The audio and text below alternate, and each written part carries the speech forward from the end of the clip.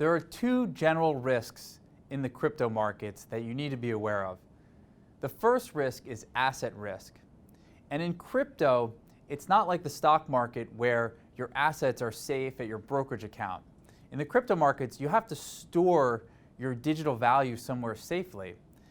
And this carries a much higher risk than any other asset class because someone can hack into an exchange and take your private keys and command your coins and send them elsewhere, or perhaps give you a desktop virus to take your coins out of your desktop wallet. So the asset risk is much higher than any other investment class. Now, in terms of capital risk, this is also higher because crypto assets are highly speculative. There is no intrinsic or very little intrinsic value in any of these crypto assets. There's just no real world use cases that are currently being used for the amount of value that you're buying into.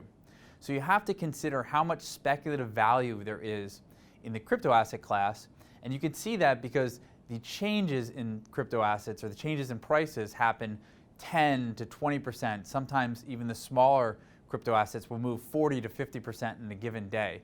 So you have to understand that risk in crypto assets is much different than other investment classes, both on an asset side and on a capital risk side.